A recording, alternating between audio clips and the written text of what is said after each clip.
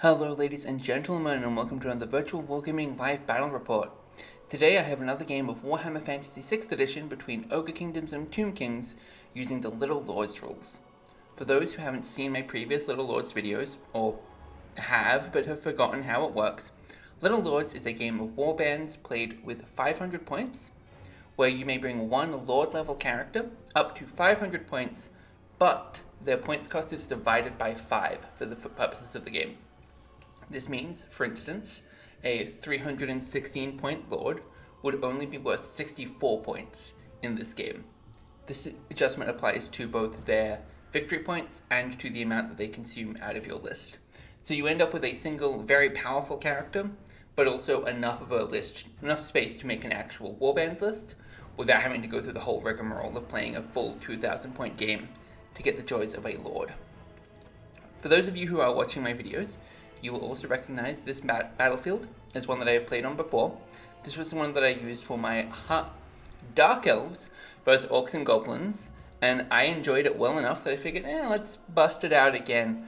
Part of the reason is because with Tomb Kings, as you can see, we have some chariots going on today, and I didn't want to deal with difficult terrain with chariots, but I also didn't want to just make a big wide open plain where they could run wild. So I figured let's split the difference and go with this. And this also works really well for the Ogre Kingdoms with their Yetis. But I will get into that in just a moment. So let me go ahead and introduce our factions.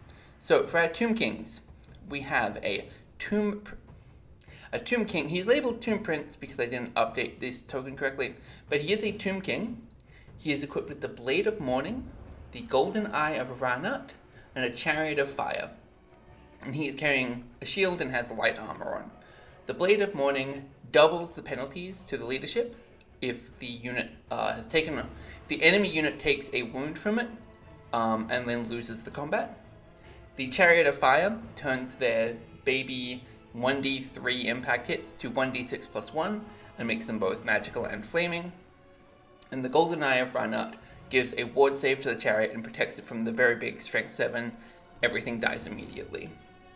As you can see, his unit is joined by 3 other chariots, making for a nice big meaty block, which hopefully will get to connect with something on the ogre side. Joining them, we have a unit of 10 skeleton warriors. They have light armor, shields, and they're supposed to have a standard bearer, which I'm going to quickly throw in there. There we go, perfect. In addition to that, we have 2 Ushbadi. Since I've already made the tokens, I really enjoyed using it last time. I want to have an actual unit of them for one thing, and hit something other than Skaven, and hopefully they'll do well. And then finally, I have a Tomb Scorpion. He's an awkwardly constructed boy. I don't know if I like him, but we're gonna play a few games with him and I'll decide if he needs an upgrade or not. But he is built with kit bashing and he's a very deformed skeleton, is what he is. On the ogre side, we have an ogre tyrant. He is equipped with the greedy fist, which gives him +1 to his armor save. And what does that one do actually? Let me quickly look it up correctly so I'm not lying to you. When he successfully makes an armor save, if the enemy has a magic weapon, it is destroyed, and if he hits a wizard, they lose 1 wizard level. That second part doesn't account into this game, but I think it's really funny, so I wanted to mention it. He also has a Sword of Might, which I keep running Sword of Mights, but they're so simple and good. +1 strength just always feels nice. And I apologize if you can hear my dog scratching in the background. She has no sense of importance of what I'm doing here. Next up finally he has a Spangle Shard, which basically when he takes a wound, we roll again, and if the result is higher than the 2 wound result, the wound is discarded. This means that heavy attacks have a harder time wounding him than, like a strength 3 hit will never be able to be discounted, but a strength 10 hit will have a very easy time being discounted, which I find interesting. Finally, he has the Long Strider Big Name, which gives him +1 movement. And then he has a single Luck Nobler and 2 Sword Noblers, because we are kidding him out as best as we can, and unbelievably I still didn't hit the 500 point cap, which is what I was trying to do. For the rest of the army, we have a unit of Ogre Bulls. They have Iron Fists and light armor, like always. I just like putting armor on my boys, and I like giving them shields. I cannot help it. And then we have a unit of 18 Noblar Fighters. I've given them a little animosity marker, though they don't technically have animosity. They have Bicker, it's basically baby animosity. And I keep forgetting it, so hopefully I remember this time. Finally, we have a unit of 3 Yetis, and a single Gorger who is off the board and will not appear until turn 3 at the earliest. No, turn 2 at the earliest. Alright, so with the armies introduced, obviously I've already done who goes first and generated our objectives. The Ogres will be taking the first turn, and the Ogre objective is to hold territory. That means having a unit of minimum size in as many quadrants as possible, while driving the Tomb Kings out of them. For Ogres, this is a really easy one, because the Yetis, just 1 Yeti counts, just 1 Ogre Bull counts, just 1 Gorger counts, and 3 Noblars are required. And on the opposite side, like, only 1 Chariot, only 1 Ishbadi. But theoretically, driving some of these out will be easier. For the Tomb Kings, we're looking at Annihilate. That means they need to destroy half of the Ogre Kingdom's unit strength. The Ogre Kingdoms have 42 total unit strength, so we need to kill 21 worth. That means 7 of the 8 big guys, or 1 of the big guys, and all of the Noblar Fighters, which is so funny to me that this one unit, it's not even like 36 points worth of guys, and it's worth half of the objective. So with all of my little rambling introductions out of the way, let's jump into it. We're going to start with our Yetis, booking it forward 12 inches. Because the Yetis can just go straight over the difficult terrain, they are really great for just running at an objective like this, so you can just go over and get around it into the flank, which is the plan, in quotation marks, because probably the Tomb Scorpion is going to charge them to deal with that, and it's going to be a whole ordeal. Oh, they have movement 7, not movement 6, so they can go an extra 2 inches forward. The Ogre Tyrant is also going to book it this far forward. The Noblars are actually going to wheel. No. The Noblars are first going to make the Bicker test is what they're going to do. And they have passed it, and then I'm going to deal with my Ogre Bulls first. So we're going to move them forward 6 inches. And we're going to stop here, because the thing we don't want as the Ogre player is to get hit by the chariots. That's sort of like we're trying to be the ones to charge. So it's unlikely to happen, but if it does, it's a huge deal. And this is like 180 points of the Tomb King army, so it's a lot of the army. And we would prefer not to face that with a smaller chunk. Alright, so now we're going to wheel our Noblars. 1.8.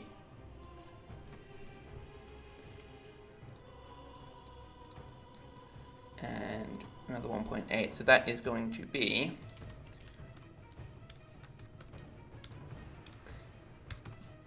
4.4 inches left of movement while they're marching. So it's going to park right there.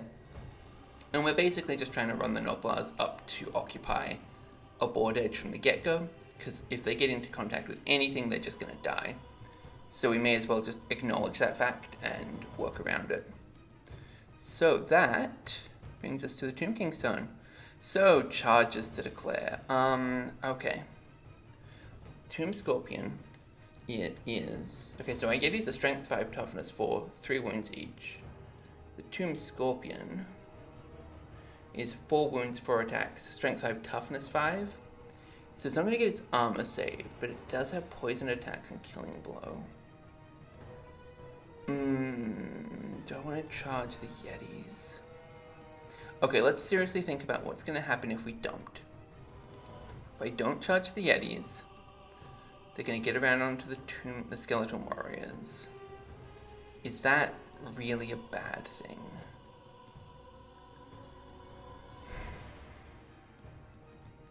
Oh, it's not, because I can get the Tomb Scorpion behind them to, like, counter-engage. I think that's what we're going to do. Okay, so these guys are just going to, well, they're not going to reform, they're going to wheel.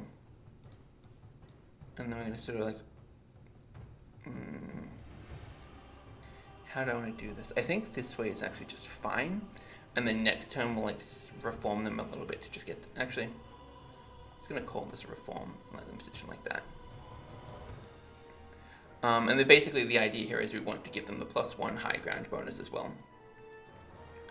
Our Tomb Scorpion is going to fall back to here, where he can see the enemy if they get to this spot, and he can charge in and get a counter engagement on them. Our Ushbadi, what is the movement on our Ushbadi? 5 inches. Okay, so they're going to go 5 inches forward. Oh, wait. I think I moved him further than I'm allowed to, because I forget that I'm not allowed to march with these guys. So we're going to have to go exactly 7 inches. Ushbadi are going to go 5 forward. Well, no, we're going to move our chariots first.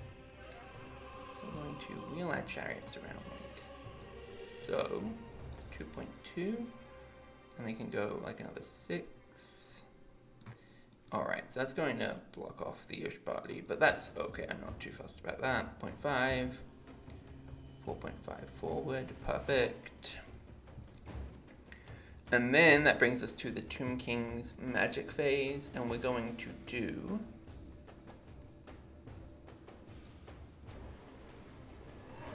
I'm going to just quickly check something and I will be back in a moment. Alright, and I am back. I had forgotten to update my notes to say that the Tomb King can make use of his incantations twice in a turn. So I was looking at my notes going, why does it say, why doesn't it specify this? I need to double check. But yes, they can use them twice in a turn, so we are going to use the incantation of urgency, and we're going to put it on the chariots. So that's going to be roll 1d6. 5. Do we want to try and dispel that? No, we're going to let that one go through as the ogres. So we're going to get this another 8 inches forward. I'm only going to go 4 inches forward with this, because they're... Let's think about this. They started 24 inches apart. Those ogres have moved 12 inches forward. I don't even want to go this much further. I just kind of want to go this far. Like this, and then actually what we're going to do this part. I'm going to wheel them to get them more facing to charge. And then we're going to do another incantation of urgency. And this one I am going to attempt to dispel. And I have failed. So we're going to then push the Ushbadi another 5 inches forward. So I am aware that this is exposing the Ushbadi to being charged. The goal here is that hopefully the Ushbadi will survive a turn, and then we can countercharge in and absolutely crush them. That's the hope. And that brings us to the end of the Tomb King's turn. So let me quickly check when our Gorger arrives. So I think it's in, yes, it's in remaining moves, of course. Okay, so charges, Ogre Bulls. Look, there's no way around it. We're going to have to commit to the Ushbadi and just hope. So that's what we're going to do. Yep, so we're in. And yes, I was correct, it seems, to fear pushing the chariots too much further forward. The Tyrant.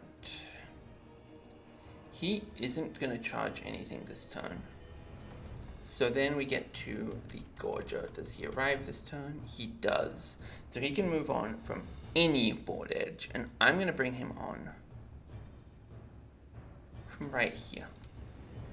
My goal with this Gorger is to, so you just go straight up to here.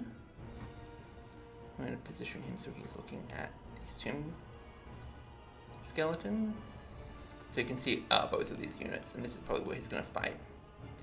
Okay, so next up, Noblar Fighters, 8 inches this way.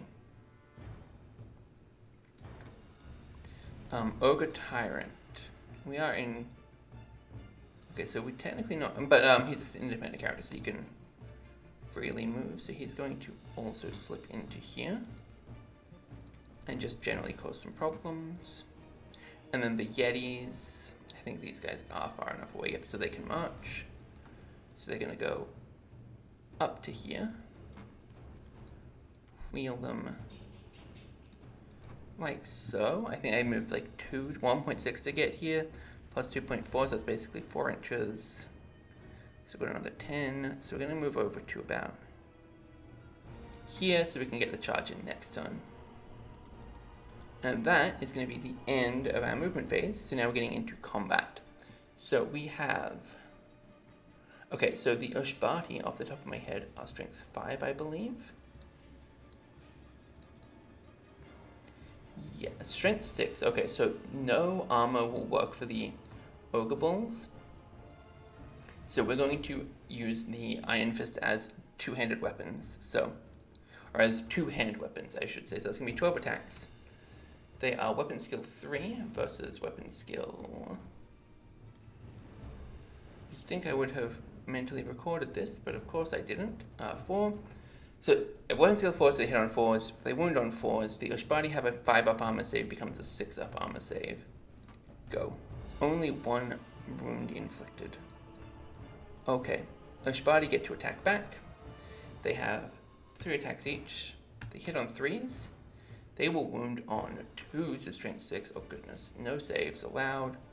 That's 1 dead Ogre Bull. And I will eventually remember that I want to remove that Fanatics thing, but not today, apparently. Alright, and that brings us to combat resolution. Same numbers, so they just lose by 2. There's nothing fancy going on here. But they have leadership of 7. They have leadership of 9 because they're close to the Tyrant, right? So they're totally fine. So we're just going to pull this guy off the board. And Tomb King's turn. Okay. So we are going to charge with the chariots into the... Oh, in fact, I forgot about their impact hits, didn't I? That's going to be 1 wound. That got saved. Okay, so nothing happened. Nothing changed about that. Okay, so Tomb King's charging these guys. There is nothing to change here, so they just sort of go into the front.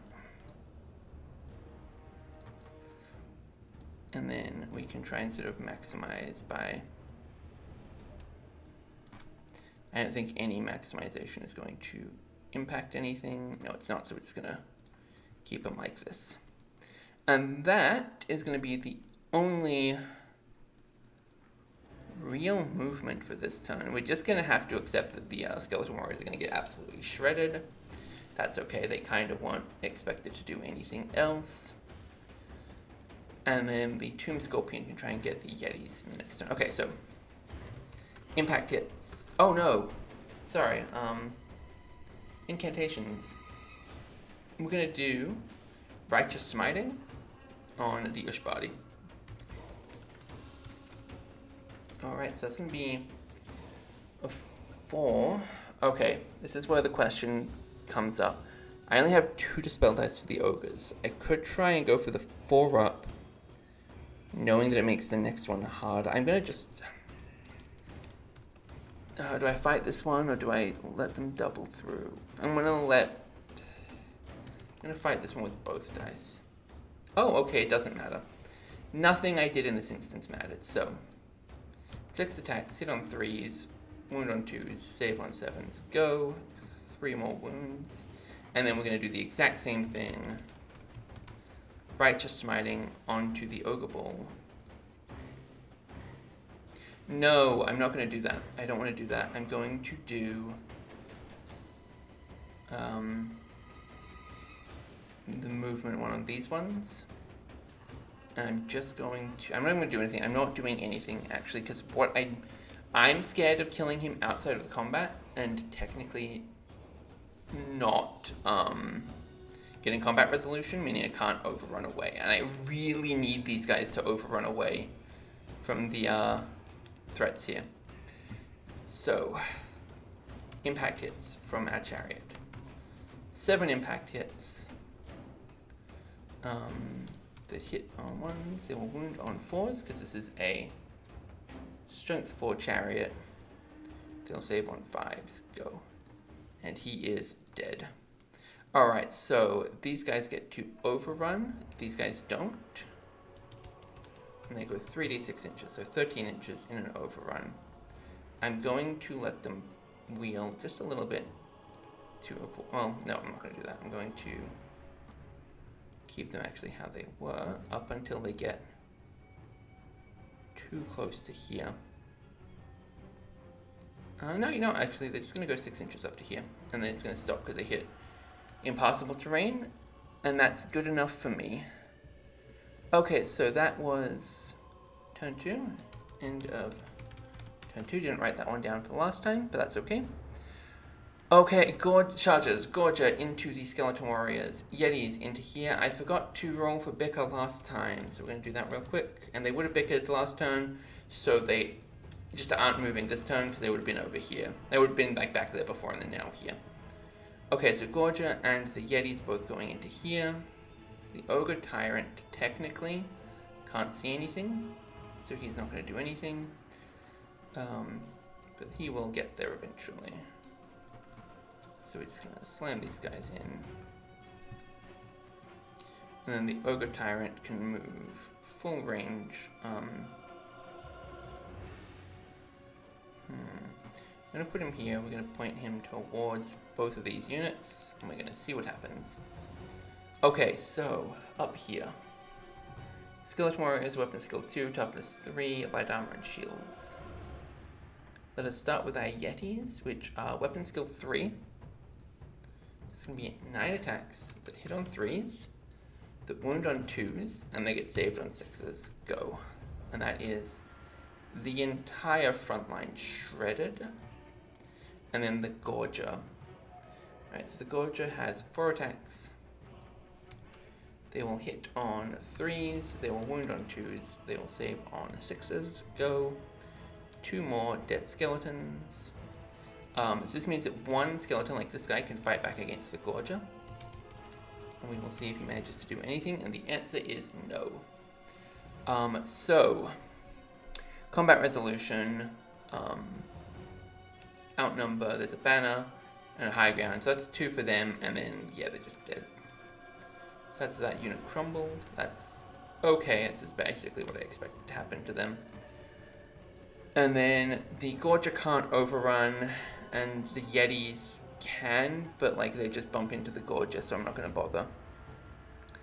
And that brings us to Tomb King's turn 3. Okay, so the Tomb Scorpion is now going to charge the Yeti, because he is now on the flank, and so he only fights one Yeti at a time.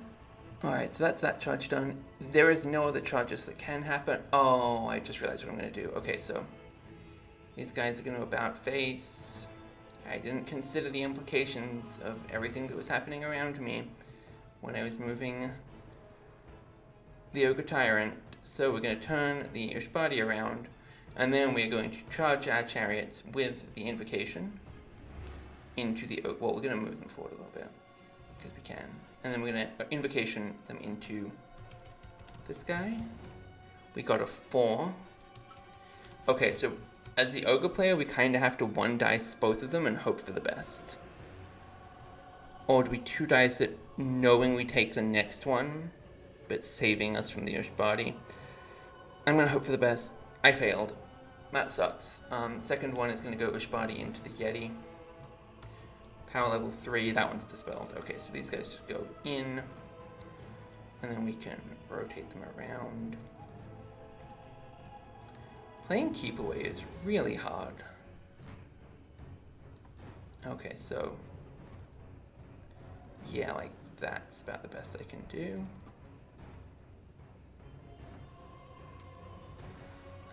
And then yeah, we're gonna have basically just 2 guys touching. But like that's fine. Alright, so let's get some impact hits done. 1d6 plus 1 plus 1d3. That's 5 hits, and they're all going to be at strength 4. Against toughness 5.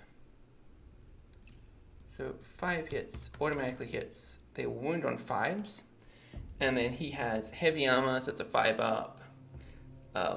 Greedy Fist becomes 4 up save.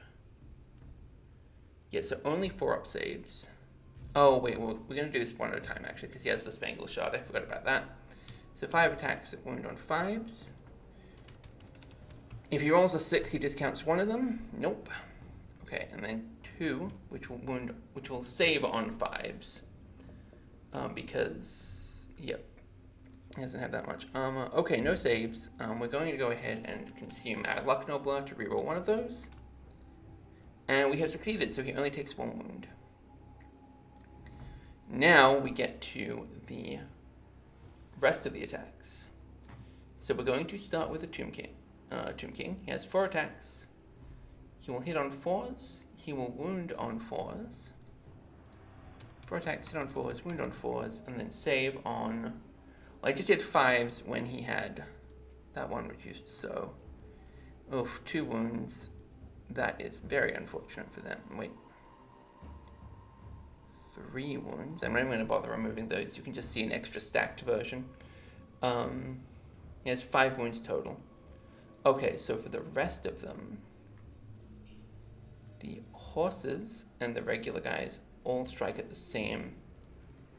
Oh, no, that's not true. The regular guys strike less effectively. Oh, no, more effectively. My bad.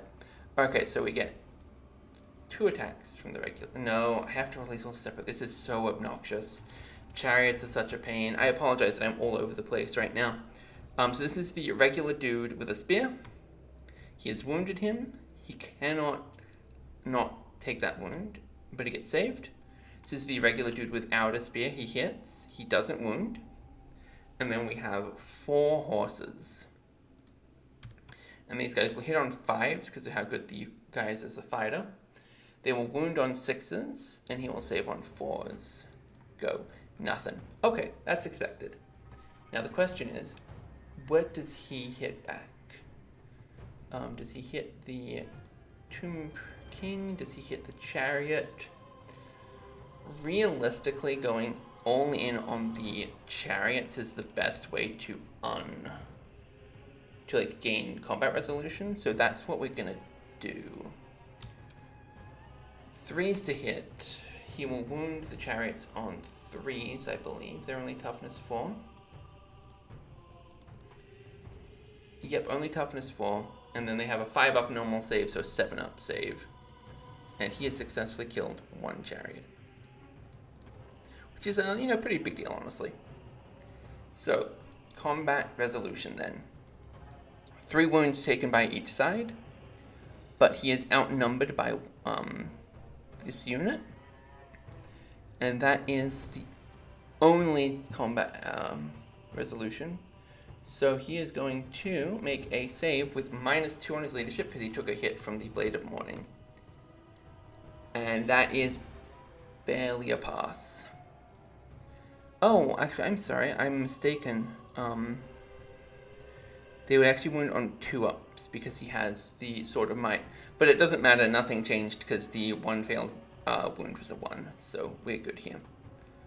But I'm just highlighting this for the future. Next up, Tomb Scorpion hitting the Yetis. That took so long that I actually forgot that there was another combat going on. Okay, so the Tomb Scorpion has 4 attacks. He hits on 3s. He wounds on 3s. Yep. And there is no armor save and no... Oh, no, but they have -1 to hit because of Aura of Frost. So it's only 4s, and then no saves. Go. 2 wounds on the Yeti. Very unfortunate. We were really fishing for, Okay, actually, hang on. We did roll a 6 to hit, which would be a poisoned attack. So let me go ahead and roll a d3. And on a 3, we will determine that it is the one that failed to wound, and thus is a wound. Okay, so he's actually just dead. Wild. Okay, so combat resolution here. 3 points. Yetis just have to take a test.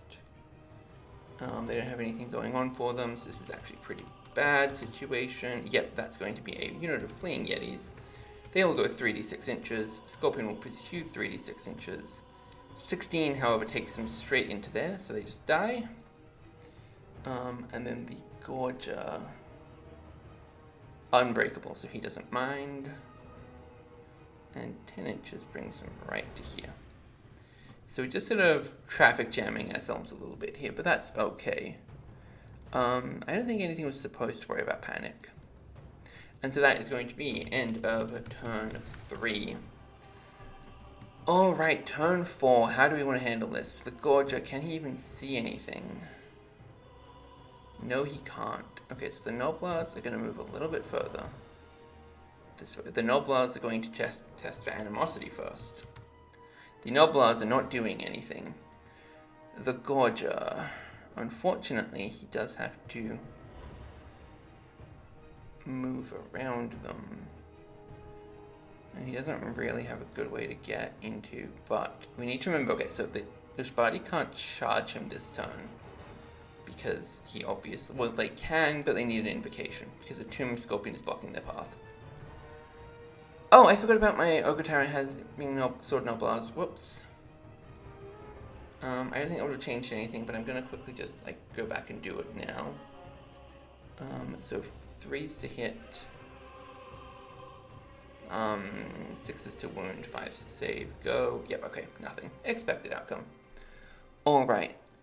So then, now onto the combat. Here's initiative 4. What is the initiative of any of the Tomb King stuff? 2s, 3s. Okay, so he goes first, and he is once again just going to dump everything into one of the chariots, because we're trying to get as much combat res as we can out of this fight. So he hit on 3s, he will wound the chariot on 2s, because he has Sword of Might. He's at 2 wounds to this one. And then he deals 2 more attacks with his Noblars. The hit on 3s, the wound on 6s, the save on 5s. Nothing. Alright, now then, Tomb King gets to attack back. This is, I believe, 4 attacks. 4 attacks. That will hit on 4s, that will wound on 4s, and that will save on 6s. Go. Nothing. That's unfortunate. Okay, so now all of our guys attack together. So horses, 4s, 6s, 4s, or 5s, 6s, 4s, 1 wound. It's always the horses, guys. I swear. And then our 2 regular guys, 4s, 6s, 4s. The horses always pull it out. So this is actually a tied combat, because he inflicted 2 wounds, but he's outnumbered. So this just resolves normally. Alright, so then, Tomb King's turn. As predicted, we're going to move the Scorpion over here. And we're going to wheel our Ushbadi out of their little traffic jam. And we're just going to scoot them up to be in the Gorger's face. And that's going to be the end of their movement phase. So now we're on to the magic phase. We're going to try and charge move the Ushbadi. It's a 6. We're going to let that one through is what we're going to do. Because there's no point fighting it when the next one will just be used on this. And we would rather fish for a worse result. Oh my goodness. There we go, finally. And then we're going to use Righteous Smiting on the other one. And that's a 6 as well. And finally, there has been a successful Dispel attempt. Okay, so there were no saves. There were no wounds inflicted. With this is the Tomb King. And I need to check, because if there's a save, then his sword stops working. But I don't think that's very likely to happen. So, they don't get to Righteous Smite first, so we get the Ushbadi first. And that is going to be 6 attacks. They will hit on 3s. They will wound on, is it 2s or 3s here? It's a gorgeous toughness. Gorgeous toughness is 5. Still wound on 3s, but there is no save. Go. 3 wounds. He has 4 wounds total. So he is almost dead, but not quite. He gets to fight back. 4 attacks, hit on 4s, wound on 3s, save on 7s. Go. Only 1 wound inflicted. Alright, next up, Ogre Tyrant. Same thing, he's just going to go into the chariot first. So 5 attacks will hit on 3s, then we'll wound on 2s, we'll save on 7s. Okay, so 1 dead chariot. And technically that would be this chariot that died. So there won't be any chariot attacks back. It's just going to be from the Tomb Prince. So he gets to attack back. He has 4 attacks. He will hit on 4s. He will wound on 4s. The Ogre will save on 6s. Alright, and he has successfully killed the Ogre Tyrant. And that brings us to the end of turn 4. I think this is going to be a Tomb King victory, which would be very nice because I don't think Tomb Kings have ever taken a W on this channel before. And I have never had a successful game with them, to my knowledge. I don't play them very often, if it's not obvious. But I've never had a successful game with them before. So this is actually very, enjoyable and nice to be doing well with them. I'd say I haven't had a successful Ogre Kingdoms game before, but, my last Ogre Kingdoms game on this channel was successful, so I can't really, in good faith, claim that. Yeah, we're just going to keep moving the Noblars over here. What can they realistically do at this point? Nothing. The best they can do is deny victory points. So that's what we're going to do with them. Tomb Scorpion is going to charge in. So, Tomb Scorpion has 4 attacks, 5 attacks, 4 attacks. 4 attacks that hit on 3s. That's 1 auto wound. Oh, it actually just kills him. We don't need to do anything else. He's just dead. And then we are going to... Can they even overrun, actually? I'm not sure. Yes, I believe they can. So he's going to overrun 7 inches this way. And that is end of turn 5. I'm not going to play out the rest of this game. I don't think, it's literally just going to be, we try and trace down the Noblars and we fail or succeed. And I'm not sure that's going to be interesting or fun. And I think I've lost track of where my turn count is. Because I feel like they were supposed to have... I don't know the timing of this fight, basically, is what I'm saying. I feel like I've lost the plot. But that's okay. I don't need to maintain the plot because, as I said, the game is over. Games can just end whenever you feel like it. And in this case, what's the Tomb King's victory points? And we're going to assume they don't reach the Noblars. That is literally going to be 600 minus 36. Yep, they got 564 victory points. And the Ogres only scored 100. They only scored 100. Oh no, sorry, they scored 160 victory points. Because the Skeleton Warriors were worth 100 points, and they killed 2 chariots, so they half-strengthed this unit.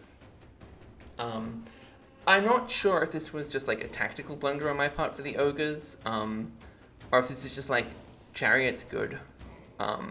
Maybe if I put attacks into the Tomb Prince or the chariot he was riding on, it would be better. But I just felt like I needed that combat resolution, because if he'd done really well on that front, and actually got them to crumble a bit, that would have been really important. But at no point did they ever get any successful combat resolution bonuses, which makes sense.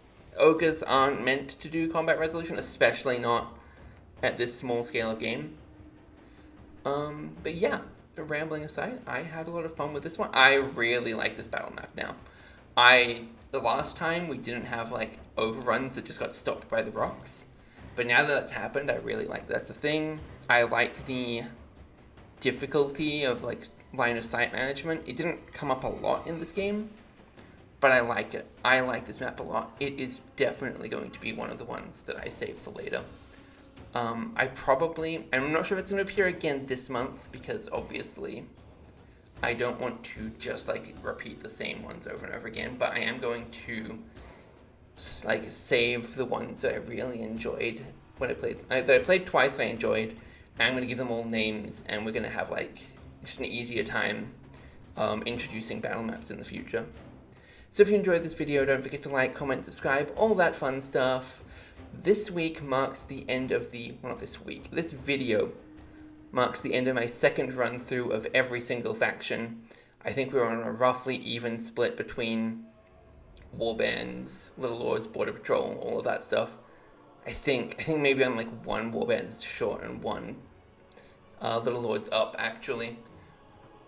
But with this is also going to be the second last appearance of Ogres. I know Ogres are going to appear again sometime in the next 7 days, because I have written down my plan now.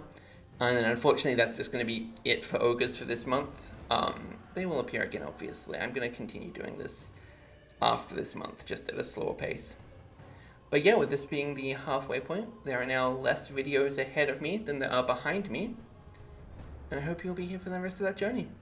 So until then, oh no, tomorrow's video, forgot to tell you, very important. Tomorrow I have a game of the quest scenario from the High Elf book between High Elves and Beasts of Chaos. So there's going to be 1,500 points of High Elves versus 750 points of Beasts of Chaos. I'm expecting a High Elf victory. I think that the scenarios in the books are written to favor the faction whose books they're in, so that like it's easier. But maybe not. It might be really difficult to keep a unit on an objective, more difficult than I think it's going to be.